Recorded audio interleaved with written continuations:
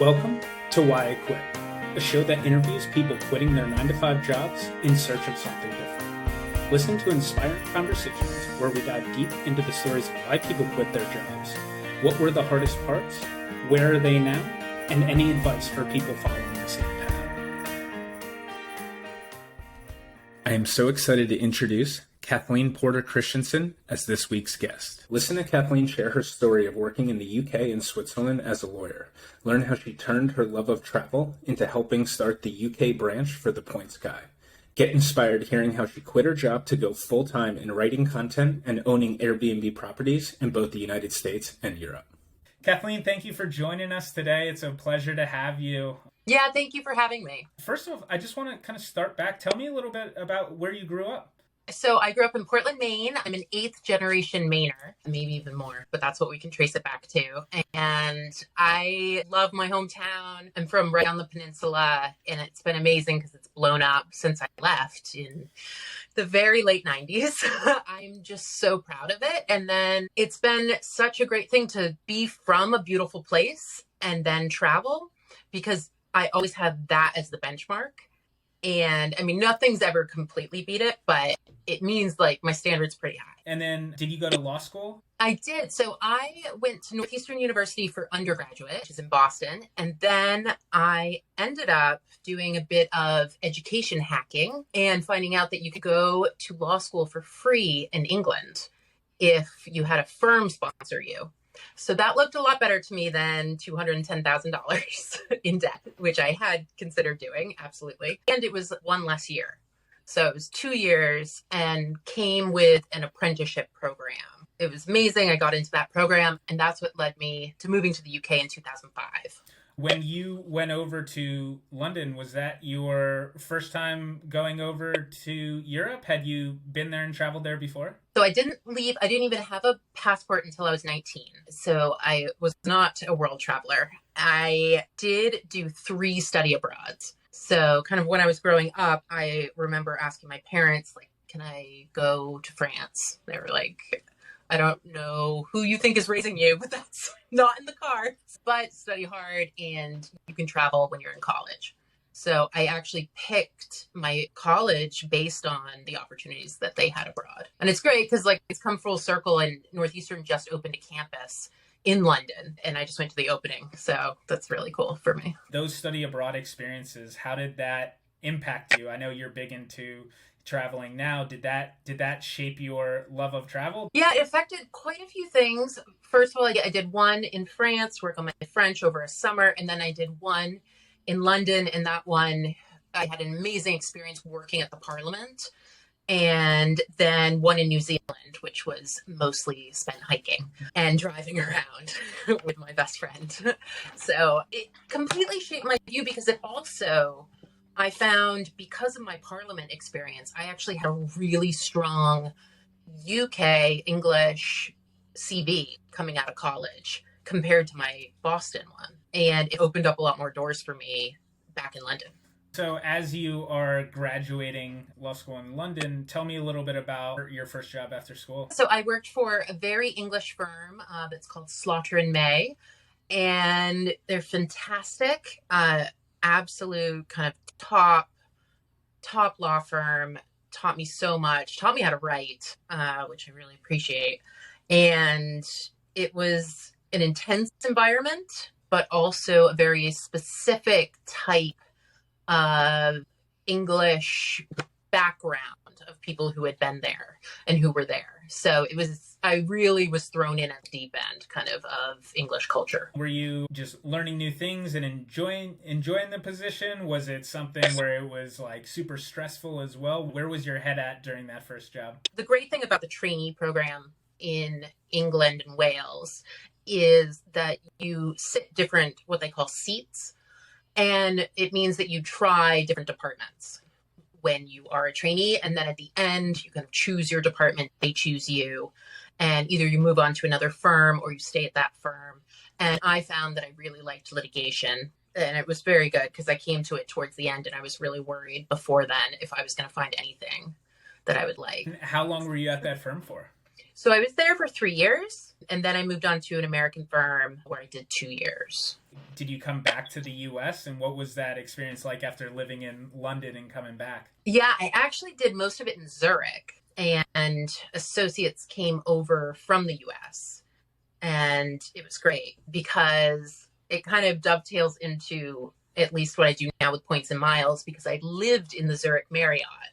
Due to tax reasons, I couldn't have an apartment. So it began my love of points and miles because I literally had millions of Marriott Bonvoy. Well, it wasn't called Bonvoy then. While you are working in this beginning job, are you traveling across Europe? Or are you so focused on work that travel's taken a little bit of a backseat? So it was fun because I kind of made friends of people who were like-minded and would travel with me. And it would surprise all my English friends because they're like, what are you doing going to Budapest for a weekend? They just didn't have that same drive that many Americans have when they come over. That they're like, but I can't believe it, for $10 I can go to Venice. And it was really the heyday of the low-cost airline. So I definitely took advantage of that and was able to see quite a few cities and countries, but mostly as long weekends. I studied abroad at Regent's University in London, and it was a similar experience. We didn't have class on Fridays, and so Thursday night, getting on a Ryanair flight, jetting out. There were so many round trip flights to anywhere you wanted to go for under 50 pounds, and it was just nothing I'd ever experienced before in the US. So got to go to so many different countries, and it was so affordable to be able to do it. It was such an incredible experience. Yeah, it's really a magical thing about London, and one thing, it being both time zone wise in the middle of the world, but also kind of feels like you're in the middle of the world.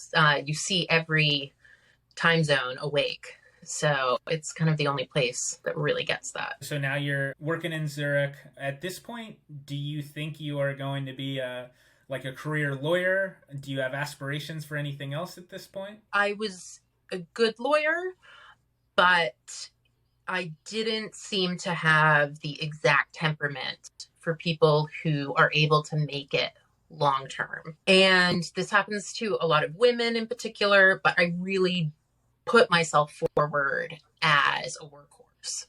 And I was one, but you're always going to burn out with that. Not always, actually. I mean, definitely saw partners that were still pulling crazy, crazy hours. So one thing that I could do is, I could just work. Like I was working consistent over 100-hour weeks, just consistently. So I knew if I kept billing, I would get to keep working. But I also enjoyed it, but I knew it wasn't going to work long term. And I wasn't sure what the next move would be, but I was always looking. Did you have a specific moment or breaking point when you just had the realization that it was too much? I just started looking into other things I would enjoy. And really, from the case I was on, I became very interested in legal technology. And that kind of spurred getting to know people in the industry. And I did a pivot to legal tech. As you shift into the new industry, are you working for a firm? Or are you working for yourself? So at that point I was working for eDiscovery, but they're legal tech. And it's kind of how you go through legal documents using AI. When I first started, the very beginnings of that, and then now it's quite advanced. I really enjoyed it, and it was a pretty easy move to make. In that new position, was the shift that you enjoyed the work more? Were you working less hours? What was the difference? The difference was coming in with such a rigorous background and then applying it to clients who were lawyers and weren't used to getting back at them the same standard that they put out. And so I think that was really enjoyable because I'd spent so many years feeling horrible about how I was just the worst. And it was nice to come in and be confident that I was doing well. Talk to me a little bit about how long you were in that field for, and then as that started to transition into some of your entrepreneurial ventures that you got into. Yeah, so that continued through both my pregnancies, and here in the UK, I was able to take a year off each time. So it kind of extended my career in that field in some ways. And then when I returned from my second maternity leave in 2018, there had been a reshuffle, and it was pretty clear that I was going to be shuffled out. So it was exactly the same time that the website The Points Guy was about to launch in the UK. And I'd been meeting with them, and it just all came together at the same time. I was like, I'm going to leave this job and I'm going to finally try kind of doing content and travel How did you full first time. get connected with the Points Guy? I was first put in touch with the Points Guy by actually reaching out and DMing Brian Kelly, the Points Guy, the founder. I had messaged him. He didn't get back to me, which is normal. And then I messaged him again a little bit later because I saw he was in London. And he said, "Oh, actually, we're having a meetup tonight. Why don't you come?" And I got my whole family together with the kids and my husband and dragged them down. And I was like, I know this is going to be something big. And I thought it was going to be just a meet and greet of Brian, but it actually was the beginning of TPG UK. And they're like, "You're in." And I was like, okay. Because, I had written to him and said, "You need more family content." And he's like, "Cool, you want to write it?" I was like, okay. So Was it that was it out of you know, your norm to just reach out to someone like that before? Like, had you done that before, and like, had it worked, or was this something completely new for you? I would say, I think that's one of the magical things about Instagram and perhaps other platforms. That was in 2018. So maybe people's DMs weren't quite as, especially there was less spam and things. But yes, I would say I've always been someone who will put myself forward. I think that social media has done a great job with kind of reducing those barriers between founders. A lot of times people are afraid to ask, but all you just have to do is ask, and the worst someone can say is no, right? Yeah, absolutely. And at least then taking it offline. And that was it. Nothing would have become of it simply from a DM, but because I could then get FaceTime. And I think, jumping on a call would also work. So, had you done anything with content before? Did you have a blog before, or what was that experience? Yeah, so I had a blog when I moved to the UK. So way back, and kind of even live journal stuff, which is just so far back. And I've kind of always done it with my travels and with moving over and being an expat, looking for apartments, things like that. I used to write for a site called Anglotopia, and I had my own blog. It just had kind of fallen by the wayside, as it does for many. And it was kind of my chance to pick it back up. Talk to me a little bit about what was the beginning of working with the Points Guy like? Were you writing multiple articles a week, or what was your role in the beginning? Yeah, so a lot of it was doing the content for the UK, of looking at like what is missing in this space. And then I started writing for the US as well. And I was writing, I wrote 100 articles in my first year. And that was freelance. The full-time writers write a lot more than that. I'm also not the fastest writer, I discovered. So you really, if you're on staff, you got to write fast. And people were just brilliant. And a lot of it was moving towards the first event and the launch event.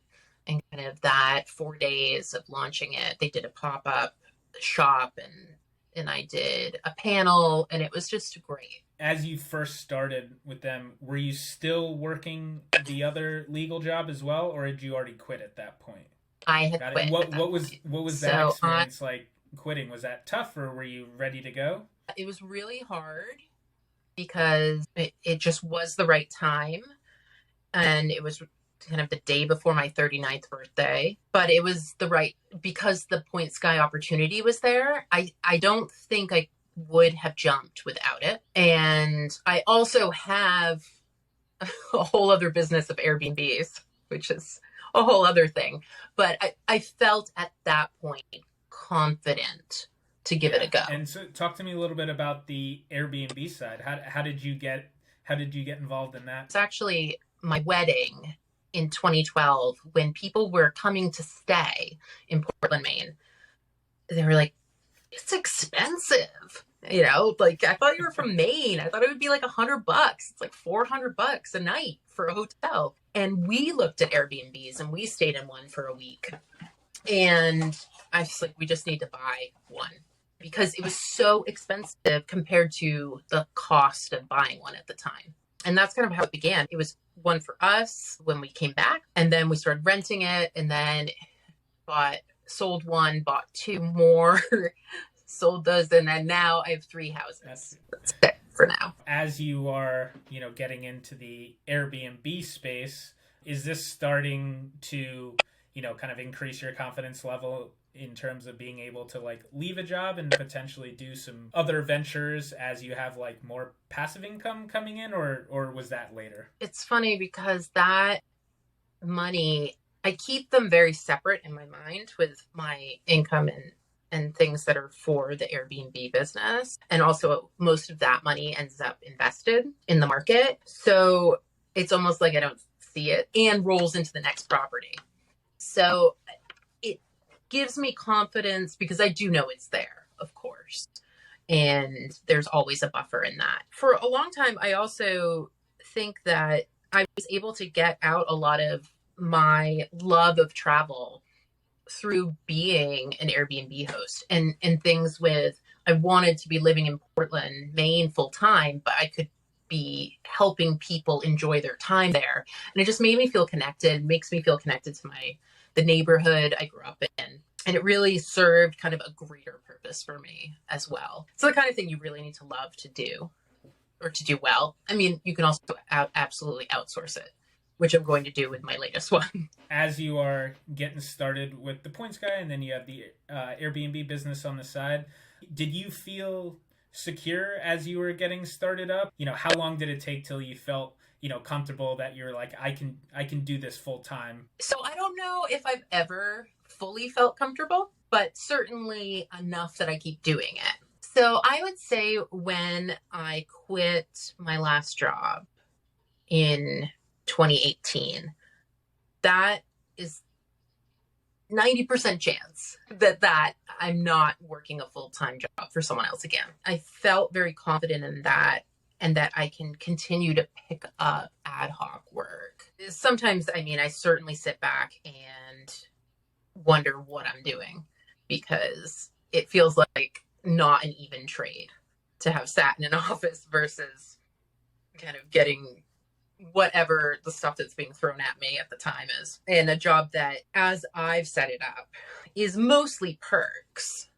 A lot of it is perks. And then the income is less. So it's balancing that. How do you prioritize? It sounds like there's a little bit of a focus on work-life balance and your family. Do you have a prioritization list when you think about like how much time you want to spend working each week versus like the amount of money you want to bring in? Yeah, that's certainly part of it. I also have adult ADHD. So that in some ways is a blessing. There's a lot of it's a curse, but it helps me. I love jumping between things, but I certainly have to do blocks of time. Like, okay, now this is my writing time. Writing's pretty obvious, but then after the kids go to bed, I do Airbnb stuff. I definitely use time zones to my advantage. Yeah, it's just knowing as well what my good hours are. And then for my family, carving out time. No, that makes complete sense. There are a lot of people are either looking to quit their jobs or they've quit their jobs and they've, started a new business. Is there a specific piece of advice you'd give based on your experiences? My top tip is to watch your expenses. And your personal development. I know normally I would say go for it with personal development, but I spent too much on personal development.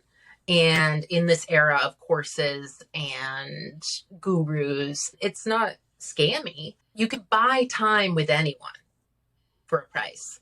I think it's just really deciding who you're going to listen to, because I'm someone who can take advice from too many people and then end up confused and lose my own way in it, because following anyone else's model is only going to get you so far. So it's really with watch your costs and focus your personal development to the skills that you really need. It's interesting now because there's so much information out there and there's so much stuff you can get for free outside of what people charge for. But, with that at the same time too, it's hard to curate, a lot of times good content that you're looking for. So it's always a little bit of a balance. Yeah. And certainly with content creation, just that it's up and down, ride the highs and enjoy them. I've had some things kick off in the last few weeks and for the first time in what feels like forever, but you just have to remember that they go away and then also know them for the downtimes,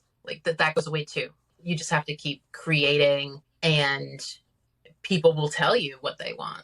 You'll know because it starts taking off. Usually like the last question I like to ask people is, over the next 3 to 5 years, what are some of your goals, or what are some other businesses that you want to get into? I really think continuing on the property development side. And one thing I've been able to do as a travel writer is take the experiences that I've had at the best hotels in the world and put that towards, smaller scale, kind of Airbnb, short-term rental types. So I think building my own rather than renovating is definitely my next thing, and in bringing more people to Maine. Thank you for listening. It really means a lot to us. We want to hear from you as we keep growing. Please reach out on whyiquit.co with any feedback, or if you have any guests that you think would be a good fit. Subscribe on whyiquit.substack.com to get an update every Wednesday with the newest guest. Follow us on Spotify, Apple Podcasts, or YouTube to get notified with the latest episodes. Also, a special thanks to Chris Dole for the music. Check out his newest album, Here's to You. Thank you, and we will be back